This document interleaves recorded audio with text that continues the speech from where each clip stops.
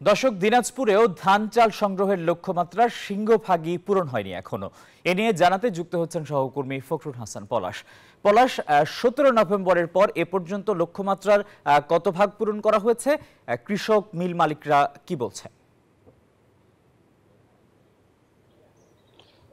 ধন্যবাদ আসিফ। আপনি আসলে বলছিলেন যে ধান চাল সংগ্রহ যে অভিযান সরকারি, সেটি কিন্তু আসলে অনেক অংশই কিন্তু পূরণ হয়নি। আমরা যদি চালের কথা বলি, চাল আসলে মিল মালিকদের কাছ থেকে এখন পর্যন্ত প্রায় আমরা দিনাজপুরের যে লক্ষ্যমাত্রা সেটি হচ্ছে 58,000 মেট্রিক টন। সেখানে সেই লক্ষ্যমাত্রার বিপরীতে কিন্তু চাল জমা পড়েছে প্রায় 70%। এরকম তথ্যই কিন্তু খাদ্য বিভাগ দিচ্ছেন। এবং ধানের ব্যাপারে কিন্তু একেবারেই উল্টো চিত্র, এবং কৃষক কিন্তু ধান কিন্তু সরকারি গোদামে দিতে চায় না। ধান যদি আমি একটু আপনাকে বলি, 17 থেকে 18,000 মেট্রিক টন ধান কিন্তু দিনাজপুরের গোটা জেলায় কিন্তু সংগ্রহ করা হবে। এবং এখান থেকে কিন্তু আসলে আমরা যদি বলি যে এই লক্ষ্যমাত্রার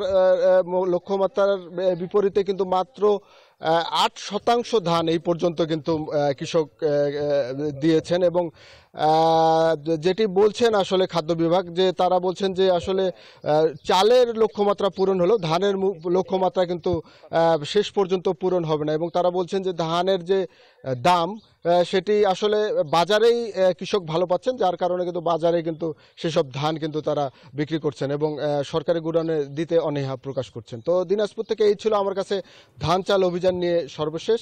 ফিরে যাচ্ছি স্টুডিওতে। আসিফ। পলাশ, আপনাকে ধন্যবাদ।